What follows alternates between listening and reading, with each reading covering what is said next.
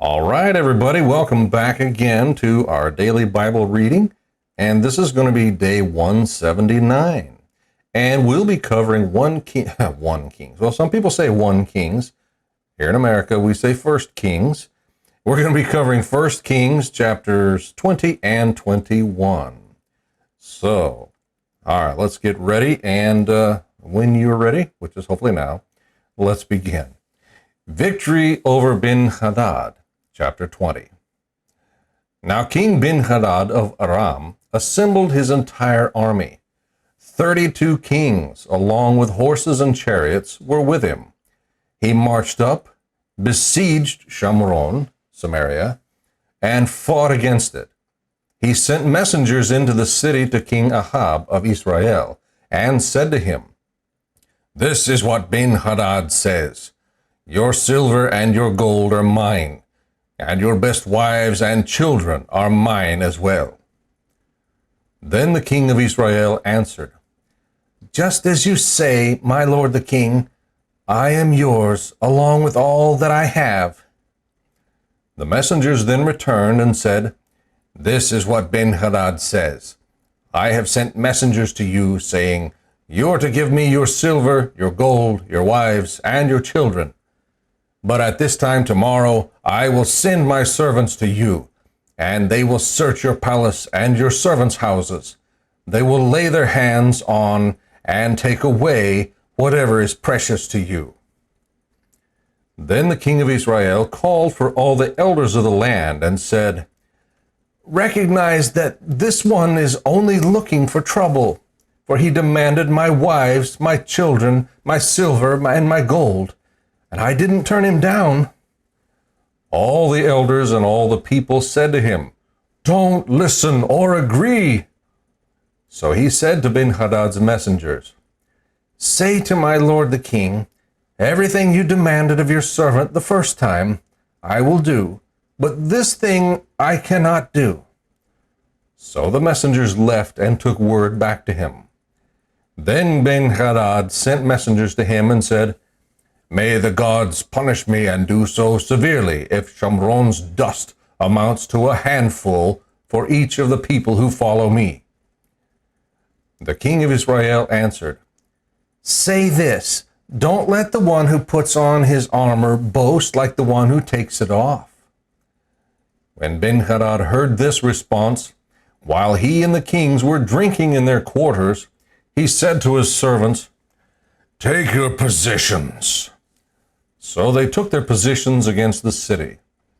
A prophet approached King Ahab of Israel and said, "This is what the Lord says. Do you see this whole huge army? Watch, I am handing it over to you today, so that you may know that I am the Lord." Ahab asked, "By whom?" And the prophet said, "This is what the Lord says, by the young men of the provincial leaders." Then he asked, "Who is to start the battle?" He said, "You." So Ahab mobilized the young men of the provincial leaders, and there were 232. After them he mobilized all the Israelite troops, 7,000. They marched out at noon while Ben-Hadad and the 32 kings who were helping him were getting drunk in their quarters. The young men of the provincial leaders marched out first. Then Ben-Hadad sent out scouts, and they reported to him, saying, "Men are marching out of Shomron." So he said, "If they have marched out in peace, take them alive. And if they have marched out for battle, take them alive." So the young men of the provincial leaders and the army behind them marched out from the city, and each one struck down his opponent. So the Arameans fled, and Israel pursued them. But King Ben-Hadad of Aram escaped on a horse with the cavalry. Then the king of Israel marched out and attacked the cavalry and the chariots.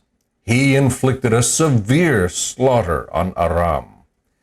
The prophet approached the king of Israel and said to him, "Go and strengthen yourself, Then consider carefully what you should do, for in the spring the king of Aram will attack you." Now the king of Aram's servants said to him, "Their gods are gods of the hill country. That's why they were stronger than we were. Instead, we should fight with them on the plain. Then we will certainly be stronger than they are. Also do this: remove each king from his position and appoint captains in their place. Raise another army for yourself, like the army you lost, horse for horse, chariot for chariot. And let's fight with them on the plain, and we will certainly be stronger than they are." The king listened to them and did it.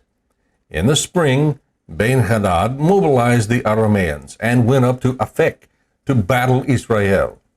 The Israelites mobilized, gathered supplies, and went to fight them. The Israelites camped in front of them like two little flocks of goats, while the Arameans filled the landscape. Then the man of God approached and said to the king of Israel, "This is what the Lord says. Because the Arameans have said, 'The Lord is a God of the mountains and not a God of the valleys,' I will hand over all this whole huge army to you. Then you will know that I am the Lord." They camped opposite each other for 7 days. On the 7th day, the battle took place, and the Israelites struck down the Arameans, 100,000 foot soldiers, in 1 day. The ones who remained fled into the city of Aphek, and the wall fell on those 27,000 remaining men. Ben-Hadad also fled and went into the inner room in the city, into an inner room in the city. His servants said to him, "Consider this. We have heard that the kings of the house of Israel are merciful kings. So let's put sackcloth around our waists and ropes around our heads, and let's go out to the king of Israel. Perhaps he will spare your life." So they dressed with sackcloth around their waists and ropes around their heads, went to the king of Israel and said, "Your servant Ben-Hadad says, 'Please spare my life.'" So he said, "Is he still alive? He is my brother." Now the men were looking for a sign of hope, so they quickly picked up on this and responded, "Yes, it is your brother Ben-Hadad." Then he said, "Go and bring him." So Ben-Hadad came out to him, and Ahab had him come up into the chariot.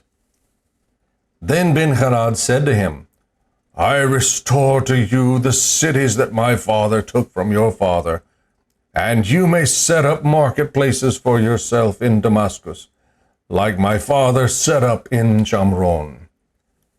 Ahab responded, "On the basis of this treaty, I release you." So he made a treaty with him and released him. Ahab rebuked by the Lord. One of the sons of the prophets said to his fellow prophet by the word of the Lord, "Strike me." But the man refused to strike him. He told him, "Because you did not listen to the Lord, mark my words, when you leave me, a lion will kill you." When he left him, a lion attacked and killed him. The prophet found another man and said to him, "Strike me." So the man struck him, inflicting a wound. Then the prophet went and waited for the king on the road. He disguised himself with a bandage over his eyes. As the king was passing by, he cried out to the king and said, "Your servant marched out into the middle of the battle. Suddenly a man turned aside and brought someone to me and said, 'Guard this man. If he is ever missing, it will be your life in place of his life, or you will weigh out 75 pounds of silver.' But while your servant was busy here and there, he disappeared." The king of Israel said to him, "That will be your sentence. You yourself have decided it." He quickly removed the bandage from his eyes. The king of Israel recognized that he was one of the prophets. The prophet said to him, "This is what the Lord says. because you released from your hand the man I had set apart for destruction. It will be your life in place of his life, and your people in place of his people." The king of Israel left for home, resentful and angry, and he entered Shamron. Ahab and Naboth's vineyard, chapter 21. Some time passed after these events. Naboth the Jezreelite had a vineyard. It was in Yisrael, next to the palace of King Ahab of Shamron. So Ahab spoke to Naboth, saying, "Give me your vineyard, so I can have it for a vegetable garden, since it is right next to my palace. I will give you a better vineyard in its place, or if you prefer, I will give you its value in silver." But Naboth said to Ahab, "As the Lord is my witness, I will never give my ancestors' inheritance to you." So Ahab went to his palace resentful and angry because of what Naboth the Jezreelite had told him. He had said, "I will not give my ancestors' inheritance. I will not give you my ancestors' inheritance." He lay down on his bed, turned his face away, and didn't eat any food. Then his wife Jezebel came to him and said to him, "Why are you so upset that you refuse to eat?" "Because I spoke to Naboth the Jezreelite," he replied. "I told him, 'Give me your vineyard for silver, or if you wish, I will give you a vineyard in its place.' But he said, 'I won't give you my vineyard.'" Then his wife Jezebel said to him, "Now exercise your royal power over Israel. Get up, eat some food, and be happy, for I will give you the vineyard of Naboth the Jezreelite." So she wrote letters in Ahab's name and sealed them with his seal. She sent the letters to the elders and nobles who lived with Naboth in his city. In the letters she wrote, "Proclaim a fast and seat Naboth at the head of the people. Then seat 2 wicked men opposite him and have them testify against him, saying, 'You have cursed God and the king.' Then take him out and stone him to death." The men of his city, the elders and nobles who lived in his city, did as Jezebel had sent word to them, just as it was written in the letters she had sent them. They proclaimed a fast and seated Naboth at the head of the people. The 2 wicked men came in and sat opposite him. Then the wicked men testified against Naboth in the presence of the people, saying, "Naboth has cursed God and the king." So they took him outside the city and stoned him to death with stones. Then they sent word to Jezebel, "Naboth has been stoned to death." When Jezebel heard that Naboth had been stoned to death, she said to Ahab, "Get up and take possession of the vineyard of Naboth the Jezreelite, who refused to give it to you for silver, since Naboth isn't alive, but dead." When Ahab heard that Naboth was dead, he got up to go down to the vineyard of Naboth the Israelite to take possession of it. The Lord's judgment on Ahab. Then the word of the Lord came to Eliah the Tishbite. "Get up and go to meet King Ahab of Israel, who is in Shamron. He's in Naboth's vineyard, where he has gone to take possession of it. Tell him, this is what the Lord says. Have you murdered and also taken possession? Then tell him, this is what the Lord says. In the place where the dogs licked up Naboth's blood, the dogs will also lick up your blood." Ahab said to Eliah, "So, my enemy, you've found me, have you?" He replied, "I have found you because you devoted yourself to do what is evil in the Lord's sight. This is what the Lord says. I am about to bring disaster on you and will eradicate your descendants. I will wipe out all of Ahab's males, both slave and free, in Israel. I will make your house like the house of Jeroboam, son of Nebat, and like the house of Baasha, son of Ahiah, because you have angered me and caused Israel to sin. The Lord also speaks of Jezebel. The dogs will eat Jezebel in the plot of land at Jezreel. Anyone who belongs to Ahab and dies in the city, the dogs will eat. And anyone who dies in the field, the birds will eat. Still, there was no one like Ahab, who devoted himself to do what was evil in the Lord's sight, because his wife Jezebel incited him. He committed the most detestable acts by following idols as the Amorites had, whom the Lord had dispossessed before the Israelites. When Ahab heard these words, he tore his clothes, put sackcloth over his body, and fasted. He laid down in sackcloth and walked around subdued. Then the word of the Lord came to Eliah the Tishbite. Have you seen how Ahab has humbled himself before me? I will not bring the disaster during his lifetime, because he has humbled himself before me. I will bring the disaster on his house during his son's lifetime.